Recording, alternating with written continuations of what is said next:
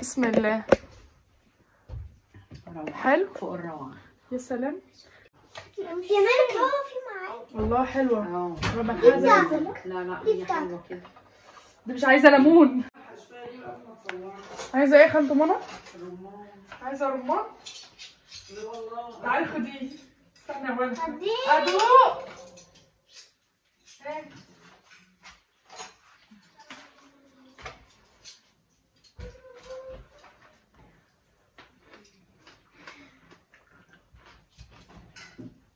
السلام عليكم ورحمة الله وبركاته أصدقاء البرنامج المحترمين، وحشتوني قد الدنيا وقد البحر وثمكاته.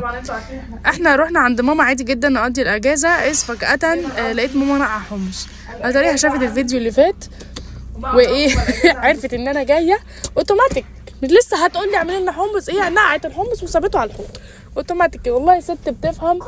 واحنا كنا قاعدين أصلا متكتكين وعملت لنا بقى غدا شويه كفته، ما اقولكوش على كفته امي، خطيره خطيره خطيره. وكان عندها منديل، لفت لنا المنديل على كام صباع كده، كانوا فوق العظمه فوق الروعه زي ما هي بتقول. ادي الاحمص على راي ميكي، منقوع بلدي صغنطط مقطقط ملوش حل. اسكت قمت مديله. اتغديت مكرونه وكفته، وقمت بقى شطب المطبخ بعد الغدا ونديله ندي بقى في الايه، في الاحمص. يلا بسم الله الرحمن الرحيم. انا طبعا المره اللي فاتت واحده قالت لي حطي بصل، واحده الكومنتات كلها قالت لي احنا بنحط بصل، لكن انا الطريقه استنوا، دي طحينه امي عاملاها برضو، بس كنت انا بقى وقتها مش في البيت، فواضح ان انا هصورها انا كمان برضو، او هعمل زيها طحينه ليا. كنا بنقول على البصل، كومنتات كلها قالت لي حطي بصل، ويا ريتني ما حطيت البصل، يا ريتني ما سمعت كلامكم حطيت البصل. تعالوا شوفوا الفيديو للاخر. حمص منقوع، حطيته يغلي على النار، قلت عبال ما الميه تغلي اعمل ايه بقى، اكون انا شطبت كام طبق. ماما عامله كل حاجه، بس هو كام طبق والصينيه اللي كانت معمول فيها البتاع في الفرن. هنشطب المطبخ يا اختي. الوليه برضو واقفه طول النهار غلبانه بتعمل لنا كل حاجه، فنشطب لها المطبخ. ربنا يديها الصحه يا رب، ويخليها لي ويبارك لي فيها يا رب، اللهم امين. ما اشوفش فيها حاجه وحشه ابدا يا رب. انا مش عارفه انا مش جايبه الحوض ليه وانا بعمل المواعين، بس انا ما اعرفش كنت بعمل ايه. انت يا وليه يا امنيه هاتي الكاميرا الناحيه دي المواعين اهو. الحمد لله خدت بالي على اخر لحظه. هنحط البتاعه دي تغلي على النار، اسيح فيها الدهون يعني، واكمل بقى اغسلها، يعني احطها على النار عشان الدهون تسيح واغسلها. انا هنا كنت بصور لكم انا ازاي بفضي ميه الحمص، عشان بعد ما بغسله الميه النقع يا جماعه بتبقى فيها مواد مضره جدا.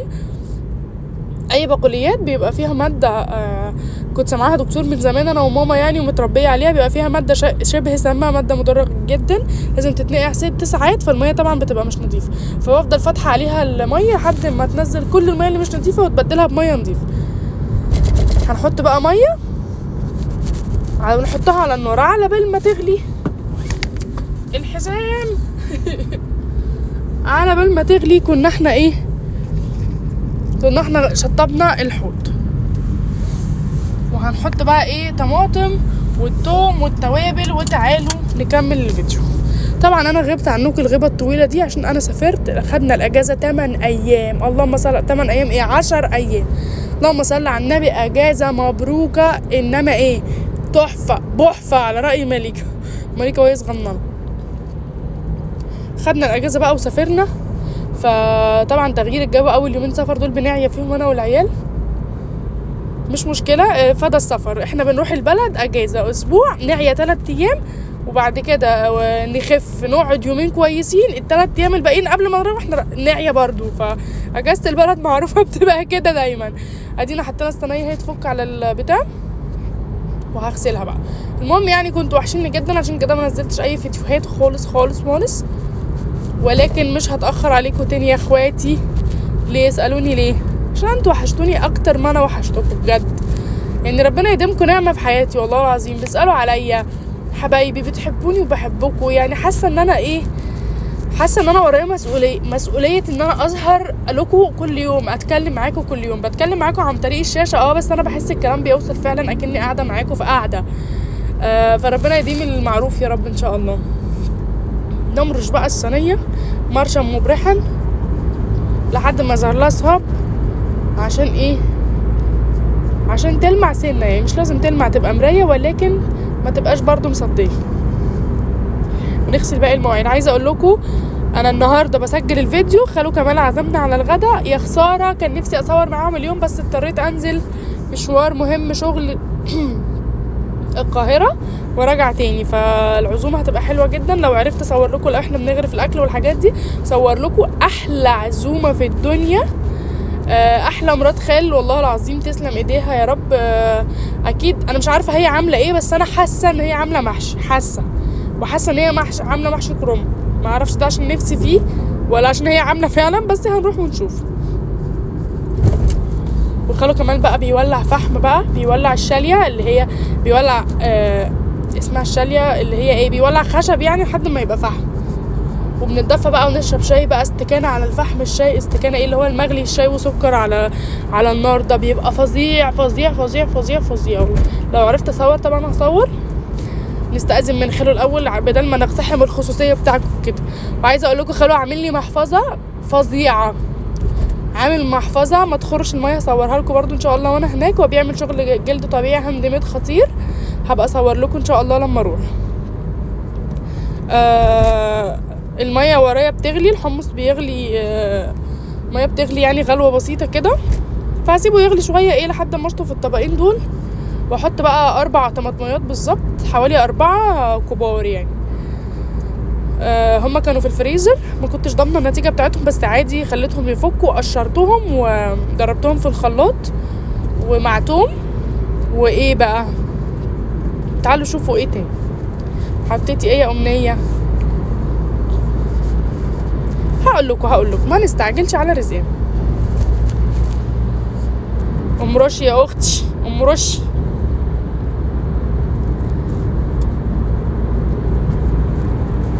عايزين نجيب بيجامات شتوي للكتاكيت وبني.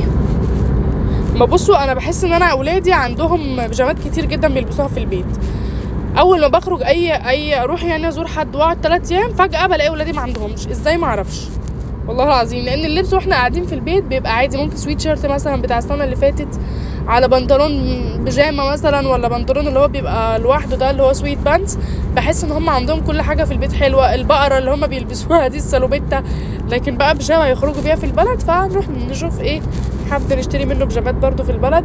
في البلد عندنا شويه محلات، والله بلدنا ولاده مواهب ومحلات وحاجات قمر يعني. ربنا ايه يحفظهم يا رب، بنات وولاد والله. هنضرب بقى القوطه ونفضيها، نشيل بس الريمه دي. انا مش فاكره شلت الريمه وهي كده ولا شلتها لما ضربت القوطه. اعتقد شلتها لما ضربت القوطه. لازم نصفي الطماطم. هنصفصف الطماطم صفاصيفه لحد ما ايه تبقى جميل. عايزه اقول لكم ان اقسم بالله طعمها كان فظيع فظيع يعني فظيع. تسلم الايادي طبعا. وبالهنا والشفا، وجربوها. الشتا يا جماعه مش عايزه غير بالترتيب كده اللي هقول لكم عليه ده بالترتيب. حمص الشام، هوت شوكليت. هعمل لكم برضو ان شاء الله الهوت شوكليت، لان انا بعمله كتير في الشتاء. اللهم صل على النبي. كنت هقول ايه تاني؟ هوت شوكليت بالترتيب حمص الشام وهوت شوكليت، وبعده سحلب. بس انا مش ليا تقول على السحلب قوي، بس هو بيدفي وخطير. وبقى يعني طب بقى طب بس انا مش بعمله كتير. المغات، يا لهوي على شويه مغات بالسمنه البلدي، يا لهوي يا لهوي يا لهوي. ايه التحفه ده، فكرتوني برضو هجيب مغات ان شاء الله. وياتي بعدهم على طول السوداني والاستفندي والبرتقال. ومش عايزين يا باشا اي حاجه خالص في حياتنا غير قاعده فيها شويه دول وخلاص. حد بس يقوم ايه يخدم علينا عشان انا صحتي على قدي. بس حطيت بقى البصله اللي قلتولي عليها وسمعت كلامكم، وتسلم ايديكم وعينيكم. حقيقي الواحد يعني بيفيد وبيستفيد. انا بستفاد اكتر ما بفيد بالامانه يعني. انا شايفه كده بصلايه خلت الموضوع في حته تانية خالص، مع انه بالثوم حلو برضو يعني، مش هنكر ان هو وحش بالثوم، بس البصلايه ودته في حته تانية حقيقي. حتتين ثوم حلوين كده، ثوم مفروم ده اللي هناك دي شايفينها. ماما كانت عامله بطاطا للعيال بالسمنه البلدي، مش فاكره قالت بالسكر ولا ايه، فالسكر مكرمل تحت كده ومقرمش وجميل. العيال كلوا، رحت انا داخله واكله الباقي في المطبخ. هعمل ايه؟ امي دلوقتي بتدي لعيالي وسايباني، فشوف انا مصلحتي بقى. قال لك اعز الولد ولد الولد فعلا. هنقلب بقى ونشيل الريمه اللي على الوش دي، وهتاكلي احلى حله حمص يعني بالهنا والشفا. كانت جميله، قوموا اعملوها يلا ودفوا نفسكم ودفوا عيالكم. انتوا عارفين هموتوا على ايه بجد؟ هموت على 5 كيلو قرص طريه. يا لهوي يا لهوي على ريحه القرص الطريه في الفرن في البيت في الشتاء. انا شماها دلوقتي في مناخيري، وجنبها كوبايه شاي بلبن خطيره ان شاء الله يا رب. كل اللي انا بقوله لكم ده انا واخده اجازه اهو وبفكر اعمله، بس ان شاء الله مش عارفين بقى هنعمل ولا هنعمل ايه. ان شاء الله نعمل يعني. ادي البطاطا نقف ناكلها على بال ما الحمص يستوي. يلا بقى نكمل الفيديو. عارفين ايه اللي حصل اصلا حالا؟ خالو كمان كلمني قال لي انت فين اتاخرتي؟ قلت له انا جايه. عاملين اكل ايه؟ قال لي محشي. مبسوطه قوي الحمد لله. هاكل محشي البلد برضو طعمه مختلف. المهم يا جماعه احنا كده هنشيل بقى البصله من سوري الجي بي اس بس بيسلم عليكم. والله ما حد متوهني اللي هو، بس مضطر اعتمد عليه. المهم يا جماعه هنشيل بقى البصلايه استغنططه من الحمص. وما اقولكوش بقى، ما اقولكوش. بصوا انا دقت بالكبشه البلاستيك دي، هي سيليكون مش بلاستيك عشان ماما بس بتتضايق. لا البلاستيك مش صحي، السيليكون صحي. برافو. دقت بيها كان طعم وحش جدا. ماما قالت لي لما دقت يعني بعد كده دوقتها هي الاول، قالت لي تحفه. انا كنت خايفه الصراحه، خايفه تطلع وحشه، بس ماما قالت لي ان لما بتيجي تدوق بالسيليكون الاكل فعلا بيطلع ملوش طعم ولا ليه نفس. ودي حاجه بررت لي ان انا بدوق بحاجات كتير سيليكون يعني والاكل مش بيبقى حلو وعادل بيشكر فيه، او بيبقى مثلا ملحه مش مظبوط وبرده بيشكر فيه. الدنيا يعني بتبقى وحشه بالسيليكون ده، ما تدوقوش بيه تاني يا جماعه. حاسه الدنيا الجمله قلشت مني سيكه، بس المهم السيليكون مش بيطلع طعم الاكل. فاحنا بقى ايه هنشوف كده، نطلع البصل وندوق بقى الزبده المزبده. زبده مزبده والله العظيم احلى اكله. اكنكم شغلتوا الدفايه وقعدتوا قدامها، حطيتوا رجلكم وايديكم قدامها مثلا 3 ساعات متواصله، مفعول كوبايه واحده بس من الحمص. ده غير ان هو بيطبطب على قلوبنا كده، بيحسسك ان انا معاك، انا جنبك، انا هدفيك، انا مش هسيبك لوحدك. الناس كلها سابتك لوحدك لكن انا جنبك. يعني الحمص ده احسن لنا من ناس كتير في حياتنا والله. ربنا يخلي لنا الحمص والهوت شوكليت، اللهم امين. ايوه بقى تعالوا نجيب ايه ماما تدوق وتقول رايها بمنتهى الامانه والمصداقيه، وخليكم عارفين ان هي مصداقيه عشان امي ما بتعرفش تجامل.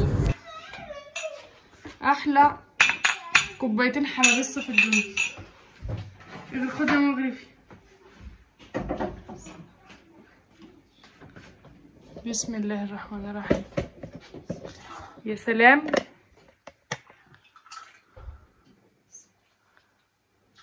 هتبقى حط مليكه طبقها.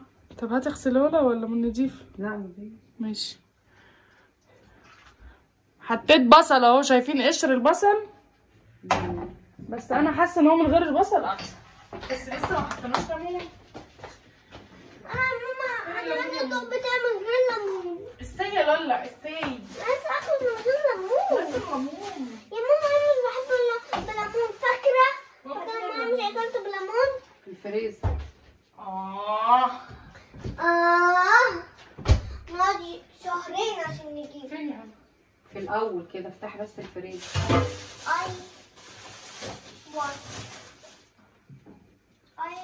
فلفل اسمر دوت ولا ايه؟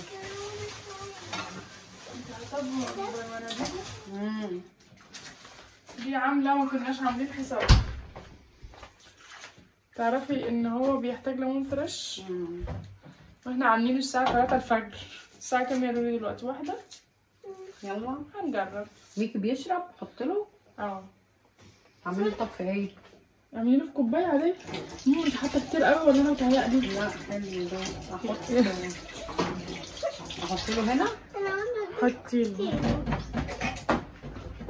هناكل الليمونه دي ازاي؟ كنا المفروض نطلعها من بدري. انت اللي طلعتي يا لي. خرابي. يلا حطيها كده جوه البتاع، جوه الصينيه. الليمونه هي يا جماعه في ذمه الله. اها. بص انا هوريك. انا الشيف. طب دوقيها بقى عشان اصبري يا لولي. ممكن ينفع تدوقي يا ماما؟ بس من غير روعه. بسم الله. حلو. فوق الروعه. يا سلام. قول لي حاجه. استنى اما ادوق يا ولد. خد. هات. بسم الرحمن. بسم الله. دي مش باينه. الله تصدقي احنا دي مش باينه.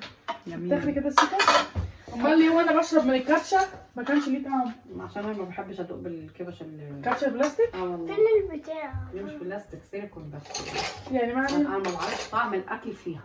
يا مالك هو في معاك. والله حلوة. اه. انا بنحازة. لا لا هي حلوه كده. دي مش عايزة ليمون. خلاص يلا. طب ما احنا هندوق كلنا تحت. يا جماعة غيرت رأيي بالبصل طلعت تحفة. وتعالوا خدي يا ميكي صورة انا واحنا مش كده. شايفه. يلا.